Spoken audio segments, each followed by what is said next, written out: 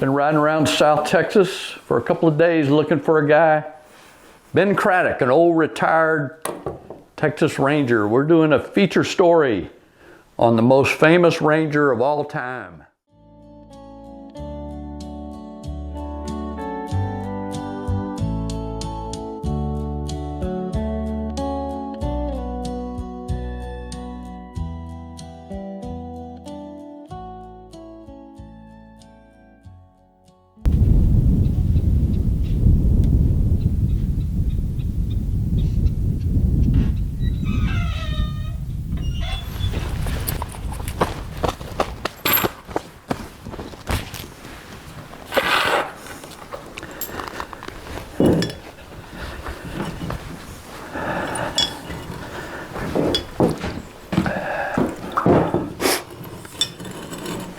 Afternoon, folks. Roger Rollins with Chicago Tribune. Been riding around South Texas for a couple of days looking for a guy. Ben Craddock, an old retired Texas Ranger. We're doing a feature story on the most famous Ranger of all time. That's him at the bar.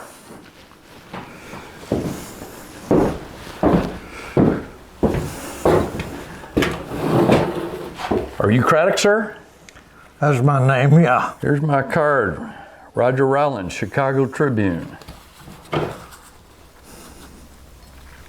Or would you be willing to let me interview you about the old days with the frontier battalions?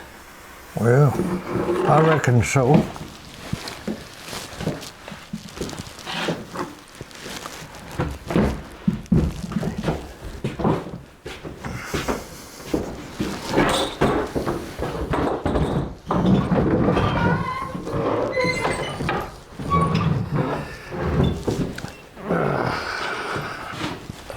Well, I appreciate your time, Mr. Craddock. Tell me, can I call you Ben? Yeah, call me Ben. Yeah, call me Ben. I've been called worse. Just to check once more. Now, you rode with frontier battalions back in the 1870s. That's right. Plus or minus. Back in 70s. How many years? How many years were you with the?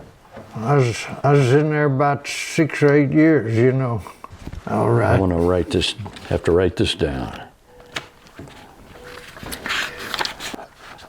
I've heard the name McNelly or McNally? No, man, McNelly. Don't never write McNally. Oh. Some of you guys get that wrong.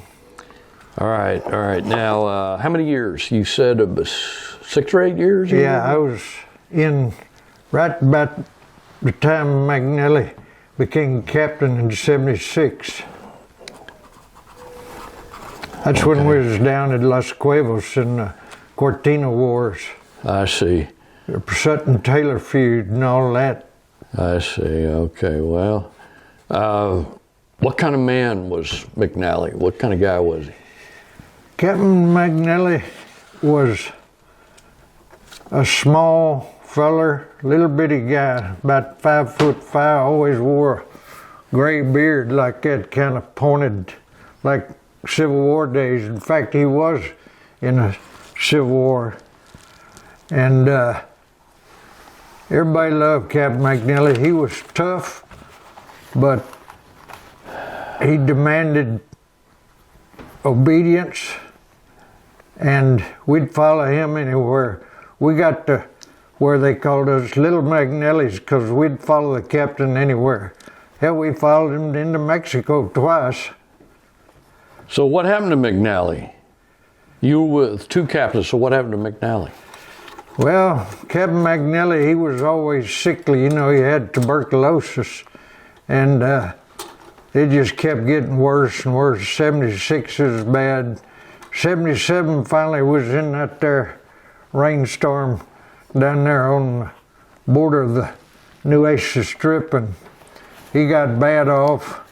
It's cold and windy, and he had to go home to see his wife in Burton, Texas. And then he died later on, October, I think it was, of 77. You know, he was only 33 years old.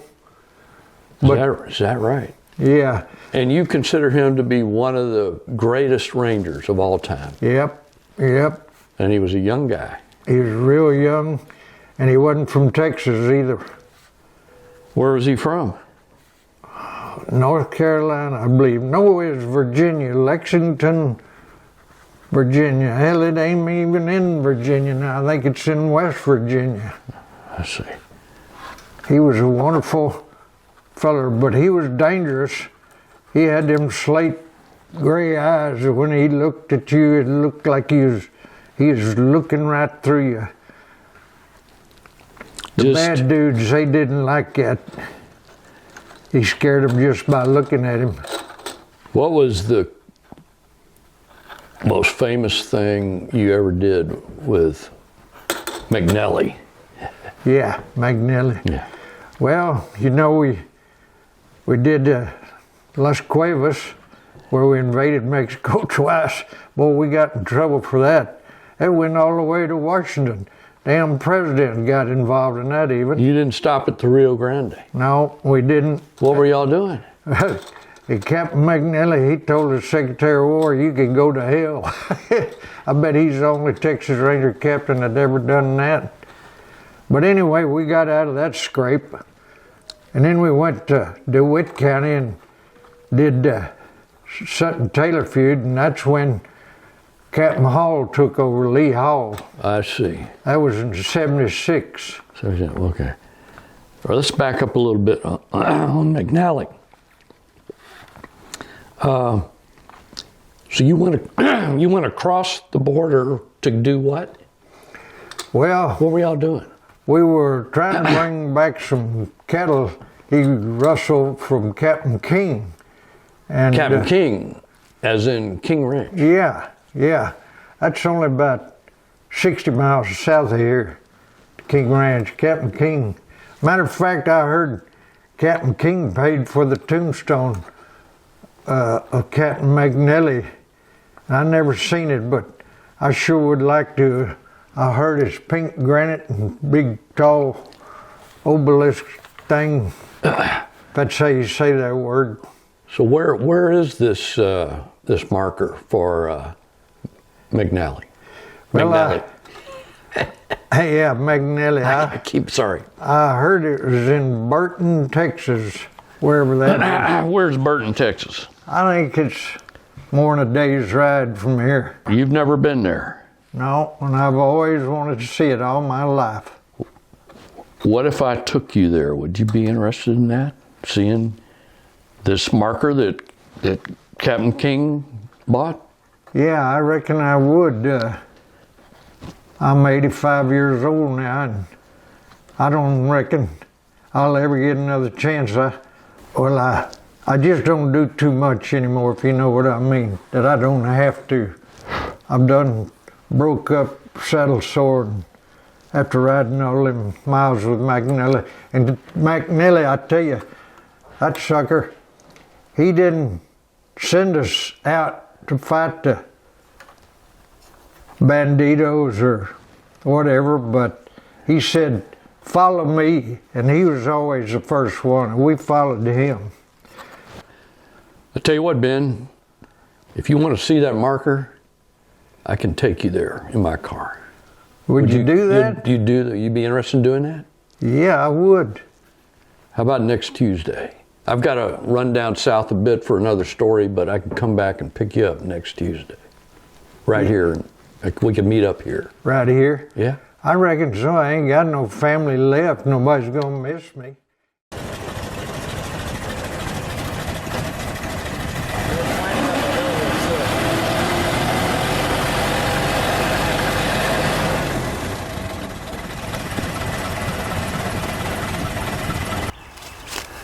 So Ben, once again, thanks for buying me those drinks at Rosa's Cantina and coming down here. I've heard about McNelly. You rode with McNelly, and I can't thank you enough for letting us interview you and visit this site. As I mentioned, I'm with the Chicago Tribune. I'm going to take a few notes, okay? Sure, it's all right.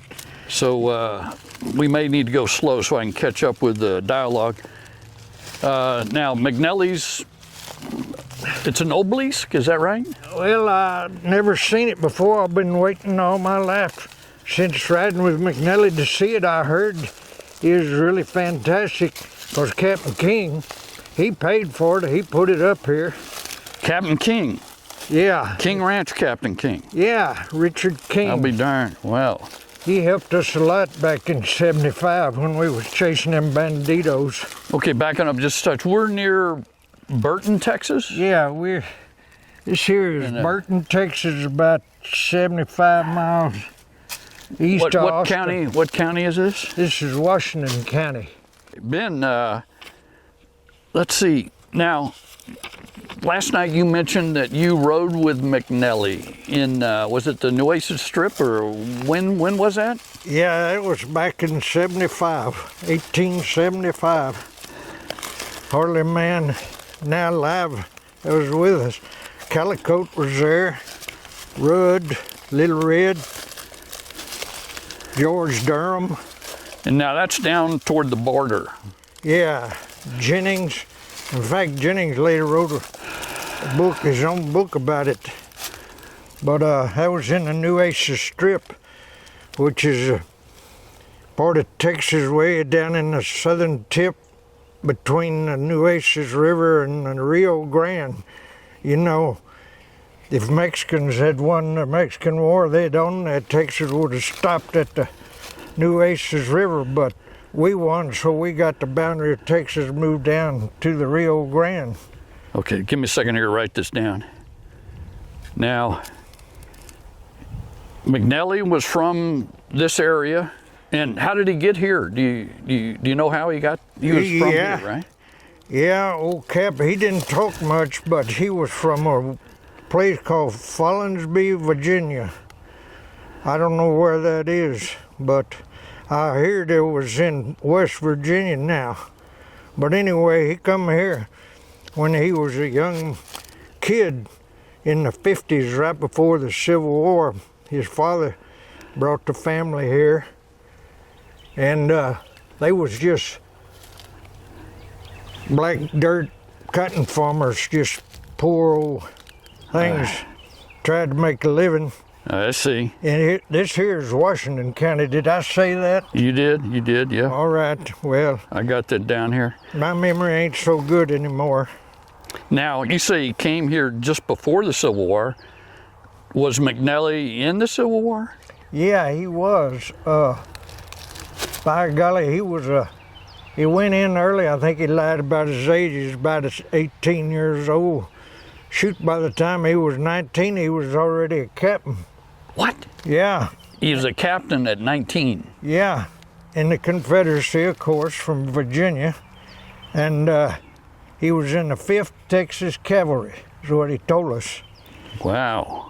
Now, I guess he was a big, imposing man. Is that right? I mean, to be a captain of a whole brigade, or? No, you know, a lot of men are famous and formidable because of their stature, but Captain McNelly, he was respected and he had a strange effect on people. He was a little bitty feller, only 5'5". No. Yeah, he didn't weigh more than about 135 pounds, dripping wet. But boy, I tell you, everybody respected him. All his men, we all loved him. In fact, we got to where we was calling ourselves Little McNellys because we was so proud of our captain. I see. Now, after the war, well, when did he get involved with the Rangers? After the war, right? Yeah, you know, Texas was going through some hard times in Reconstruction in the 70s. Yankee politicians occupied all the state offices and the Confederates were thrown out. And that scallywag governor, E.J. Davis, he took over, and that's when the Texas Rangers was first really formed into two groups. There was state police first, and there was 4 captains. And McNelly, That's where he started out in state service. He was one of the 4 captains. And then After the war, he was one of the 4 captains in the state police. E.J. Davis's state police. State police, that's right. Now, I read that group was controversial, right? Did they get disbanded or something like that? Yeah, in 1873, they disbanded the state police and they formed that Washington County Volunteers was the company we was in with McNelly and the other state troops. The original Texas Rangers was the Frontier Battalion. And the Washington State Militia, they sent us down. One of our first jobs was to deal with Kingfisher down in what's now Dimmitt County. And he was a no good SOB cattle rustler and so forth, although he did kind of straighten out in his old age. But anyway. Now, last night you mentioned the Taylor-Sutton feud, was it? Oh, yeah. That was when he was involved with that. Yeah, that was about our second job. They sent us to DeWitt County, and we were supposed to put the quietus on the Sutton-Taylor feud, which was raging at that time. The Sutton families, and was against the Taylor families. And John Wesley Hardin, he was on the Taylor side. And the Suttons, well, matter of fact, a funny thing happened one time later on after Captain McNelly passed on and Red Hall took over. We went down there to a wedding. We were supposed to arrest a bunch of the Suttons. They was all at a dance, and they was all dancing up, just really it's like something showing off in front of the pretty girls and everything. And Red Hall, he told him he's going to arrest them, and one of the Suttons come up to him. He says, "Hey," he says, "Captain," he says, "be all right if we finish dancing here before you arrest us?" That was pretty funny. Now, they wouldn't agree to that, would they? Old Cap, he did. Really? Yeah, Red Hall, he learned all of his stuff from Captain McNelly, and he let him keep dancing. And that's why people, I think, respected both of them. They were kind yet firm, and both of them was going to see the law got done no matter what, at all cost. And everybody respected that. Everybody loved McNelly. He is my hero, I tell you. Now, you were with him in the Nueces Strip, and you talked about, last night you mentioned a guy, Fisher. Was it Kingfisher? Yeah, that's the one I just told you about over in Dimmitt County. He was a cattle rustler, and oh boy, he was some dandy. He had some tiger skin chaps and fancy pistols and a sombrero with fringe around it. And anyway, we finally arrested him, took him to the law down in Eagle Pass, and you know, them damn scallywags, after we left, they turned him loose. And really? Yeah. And he just went back to his ranch and started doing the same old thing. Really? And then we got into the Sutton-Taylor feud. Oh, that was before. Well, then you mentioned some kind of altercation with Juan Cortina? Oh, yeah. Oh, yeah. Then that was way down on the Rio Grande. The Cortina War, that was Juan Cortina. He had a big ranch down there, and we got word one time there's a bunch of cattle stolen from the King Ranch, 250 head if I remember right. And we trailed them all the way down to the river, and that's where most lawmen stopped. But we didn't. We left our horses and went on foot to old Juan Salinas Ranch, who was associated with Cortina, and you went across the river into Mexico. Yeah, we invaded Mexico. And what were you going to do over there? I mean, you think you're going to get those cattle back? Yeah, we were. I tell you, Captain was dedicated, I tell you. Anyway, that night we come back across the river back to the United States side. Captain telegraphed Secretary of War in Washington, says we are in Mexico trying to recover some cattle. And the Secretary of War went and told the President of the United States that we was in Mexico, and they telegraphed Captain back, said, get the heck back to Texas, you're going to start an international incident with invading Mexico. So the White House got involved with retrieving cattle from Mexico for Captain King. Yes. Really? Yeah, so we come back across, but the next day... How did y'all smooth that over? Well, next day we invaded Mexico again. Captain McNelly's the only person that ever invaded Mexico twice, I guess. Got away with it. And he told that Mexican commandant down there, he says, you better give us them cattle back, you better deliver them here by 2 o'clock. I remember it was 2 o'clock in the afternoon. They didn't like that, the alcalde, and they finally come to agreement because Captain, he put the fear of God into them. It wasn't but about 20 of us. I don't know how he scared them so bad, but anyway, by golly, at 2 o'clock, them cattle showed up, and when they gave them to us and we crossed back the river, Captain King's cattle, there was 400 and something ahead. So we thought we'd done all right. Now, wait a minute. You went after 250 and you brought back 400. Yep. Wow. That's what happened. Well, I guess Captain King was happy with that, huh? He was. Were they all his cattle or just...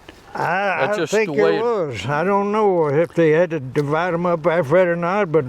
I guess if you go across the border and you're rounding up 250, you just get them all. You don't check all the brands. Yeah, that's right. Okay, now, you mentioned this Las Cuevas incident. Oh, yeah. Down on the border. How did that work in? Was that similar to the Cortina incident, or? Yeah, it was the second day of November. It was cold as hell. Wind was blowing. I sure felt sorry for the captain because, you know, he had tuberculosis and it was bad on him. But anyway, after them, we talked to the alcalde and everything. We went back over there and they backed us up to the Rio Grande. There wasn't but 14 of us. And that's when Captain really let the Lone Star shine, I tell you, because he said, I won't send you somewhere. He says, I'll lead you. I'll always lead you. And that's what the captain did, and that's why we all respected him. Everybody went across the border again. Yeah, we dug trenches right up against the Rio Grande. We expected to be wiped out. But they never came, by golly. And that's when that damn U.S. Army Sergeant Heinzman wouldn't help us with his Gatling guns and cannons. He said his orders were not to assist us. You will not assist Captain McNelly. And so anyway, we come back and we did all right. We took the cattle back to Captain King and he sure was happy, I tell you. He was so grateful. He throwed us this big Fandango? Fandango Pachanga, they call it down there. And after getting all them cattle back, he even gave us new Winchesters. And some of the boys had on them King's Ranch, 1866 Winchesters. Woo! At that time, all we had was them old single-shot 1874 Sharps carbines. You were using Sharps carbines. Yeah, that's what the state issued us. In the 1870s, you were still using Sharps carbines. Yeah. Even though Winchester was right out. Yeah. And could be bought. Wow. Those carbines, man, they held 14 cartridges, and we sure felt like we was in high cotton in. You shoot 14 times, you know, for reloading. So that done us a lot of good after that. So you got more cattle back to King than he lost, and he presented you guys with some new Winchesters and so on, and y'all went back up to Washington County, or what happened then? What happened after Mexico? Well, what next thing that happened bad was the captain, that's McNelly, he got real sick after that exposure, that Las Cuevas Fight, and he had to come back here to Burton. He's moved over here with his wife, Carrie, and she nursed him, but he was spitting up blood and bad off. And the state of Texas didn't want to pay any more for his medical care. And pretty tragic, really, anyway. She nursed him, but he died in September of '77. September the 5th, as a matter of fact. I remember it because my sister died the same day. And that was 1877. He was only 33 years old. Wow, just 30, wait a minute. He did all those things and he passed away at 33? Yep. Really? Yep, it's That's hard to imagine. hard to imagine. He accomplished a lot, Captain. He was a wonderful man, my hero, as I said. So, in a short career time frame, he's one of the top captains ever. Oh yeah. You know, Jack Hayes, he was a fabulous captain, chasing Comanches all around, and during the Mexican War, he was great with the Rangers down there in Mexico. He was a wonderful captain, brave, and I heard the other day that guy, the new captain, Captain Frank Hamer, he caught them two lovers, Bonnie and Clyde. Oh yeah, we had a big article about Bonnie and Clyde. Yeah. Did y'all have that in your paper? Oh yeah. It was all over the country. They must have been bad. Not in the same way as Cortina and them, but anyway, they was bad. But you know, people still argue about who was the greatest captain, and there's been some great ones, but in my eyes, Captain McNelly, he was my favorite. I think he was the bravest of all, crossing into Mexico with only 14 men, facing the entire Mexican Republic. That took a lot of guts, you know what I mean? Oh yeah. So Captain King honored McNelly with an obelisk. Yeah. So, And that's why we're here today. I mean, I see a lot of markers around here, but this is the only obelisk that I've seen. This one right here. You think that could be it? It could be it. Yeah, it's big enough. I wanted to see it all my life. Let's go over and look at it. Captain King, he said he's going to put it up after McNelly died, and he paid for it, you know. If that's it, let's see. So Ben, I believe this must be it because it's the biggest out here. I don't see another marker quite like this. Oh yeah, look, it's McNelly. Oh, this is it. Man. Let's go. Holy That is impressive. And Captain King gave that to McNelly. He done it.